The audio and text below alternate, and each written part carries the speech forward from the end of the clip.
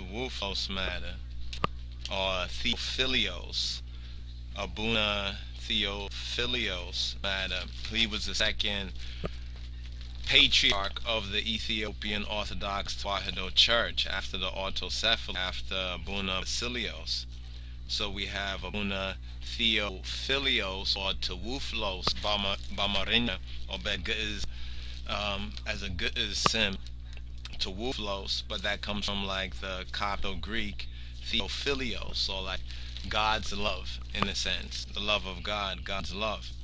Anyway, we know that Theophilios, he didn't bless the emperor on that fateful day during the time that's known as the fall, what they call the fall of the monarchy, which in actuality is not so much the fall of the King of Kings in the monarchy in that sense, but it has become more the fall of Ethiopia. So that's something that has to be clarified as well when we speak about Ethiopian communist or socialist revolution of 1970s. Most look at it as the fall of this tyrant and despot and emperor and all of this that they want to say. A lot of that's the propaganda, that's the hype that goes on. But when you get beyond those kind of name callings, you know, the emperor as a despot, a tyrant, he stole money, he starved people, he fed animals but didn't feed the people. I mean, all those stories, and hid money in Swiss bank accounts, that was what was used at that time. If you notice, a lot of folks don't really talk about those issues so much anymore, a lot of those rumors and those slanders, because they were only necessary at that time in order to kill the king, in order for Ethiopia, in a sense, to commit suicide, you know, to crucify the emperor. Even the similarities between the end of the Messiah Christ's life and the end of the emperor, the King of Kings in Ethiopia, are so similar, you know, and the characteristics are so much one and the same, that it's very interesting that so-called Christian people haven't seen it for themselves, and that makes me question the Christianity, you understand, and they're blind to that. And that is based on what has happened with the church and the schisms in the church and the whole war against the true Ethiopian Hebrew messianic faith. In other words, the true faith of Christ that was preserved in Ethiopia and that was preserved amongst that particular remnant. But on Abune Theophilios, on the matter of Abune Theophilios, like we have this picture here that I know a lot of people probably have seen this picture before on the internet, where Abune Theophilios, he kisses Negusa-Negest's ring upon his enthronement as patriarch, or the second patriarch of the Ethiopian Orthodox Tewahedo Church at Holy Trinity Cathedral in 1971. This particular picture right here is that particular history. So the history behind this picture is the history behind Abune Theophilios, or Tewoflos. Now, based on the information concerning the revolution, where Abune Theophilios, where he refused to bless the emperor, let's pull that information up. We touched on that before, but I think it's important for us to touch on that one more time. Let's see. Okay, here's some information that's on the internet concerning, the fall. After months of military coordinating committee, the Dergu, placing members of the Aklilu Hapta Wold and in Dalakacho Mekonnen governments in prison, along with the senior military officers, nobility, and regional governors and officials, it became clear that the days of the emperor on the throne were numbered. The press was full of vitriol and scathing attacks on the fallen governments. on the corruption and incompetence of the officials, and even on the character and the performance of Negus Rasacho, or the King of Kings himself.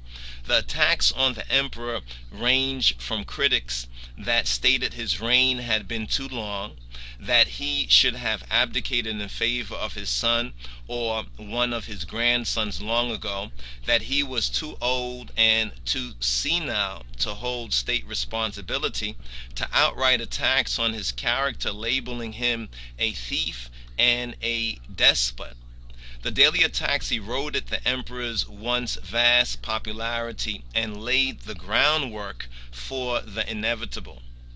On September 11th, 1974, Ethiopians celebrated their new year, welcoming the year 1967 according to their version of the Julian calendar. During the day, truckloads of soldiers spread out from the barracks of the 4th Division and took up strategic positions all over the capital. Tanks and armored personnel carriers rolled down the streets of Addis Ababa, and jeeps with mounted machine guns took up guard outside banks, ministries, palaces, and important junctions in the city. Soldiers wore stickers with the slogan "Ethiopia Tikdem," Ethiopia before all, on their helmets. Rumors swept the city that Princess Tenyanewerk and several other members of the emperor's immediate family had been placed under arrest. Nothing in the press indicated what exactly was going on. In fact, the emperor's daughter, Princess Tenyanewerk, his daughter-in-law, Princess Sarah, Duchess of Harar, and all their children were placed under arrest in Addis Ababa. In Tigray, the hereditary Prince Ras Mengistu had already taken to the hills with a band of followers.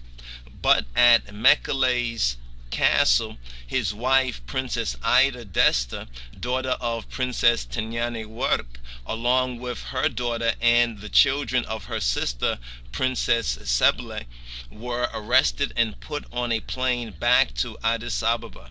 The imperial family was systematically being rounded up.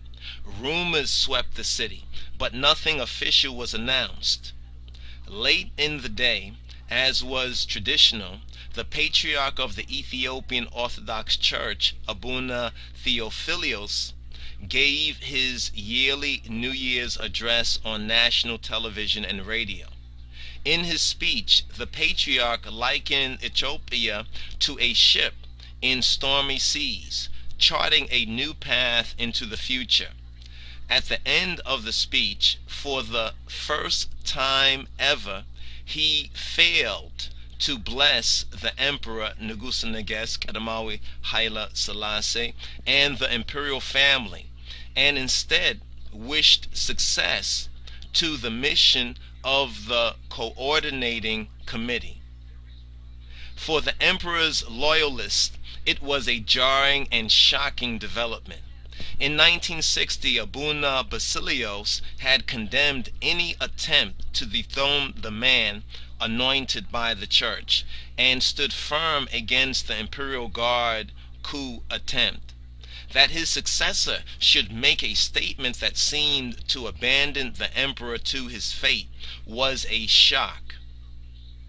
Now that's the particular point that we bring into evidence when we say that Abune Tewoflos or Theophilos denied and betrayed the emperor. Now, coupled with the picture where upon his enthronement as archbishop, where he kisses the ring of the emperor, you put those two things together with the end of the Messiah's 3.5-year ministry, and you see that same betrayal, even though Abune Tewoflos on many other grounds has done certain works which we have to admit that were good works. You understand? And you can understand why he was chosen to be the second patriarch of the Ethiopian church. However, his betrayal You understand? And then his subsequent, blessing the Derg, then going against the Derg, and then allegedly being murdered and executed by the Derg. So this same Tewoflos betrayed the emperor, went along with the Derg, went along with the conspirators, and then went against them, and then got executed by them, and we're supposed to feel some sort of sadness or sorrow. No, what we're supposed to do is to get the lesson. I mean, the lesson is very, very obvious. You understand that you reap what you sow, and that the chickens, in other words, have come home to roost. You understand? And this is what we had originally wanted to share with ones and ones concerning 1974 and getting a better picture, you understand, of what happened. Because up until now, we have heard a lot of rumors about what happened in 1974, who did what allegedly happened to the emperor, how many times they attempted to kill him, how many times they say they killed him, how many times they say his burial, but yet the witnesses also of the emperor lives. What has died is Ethiopia died. You understand?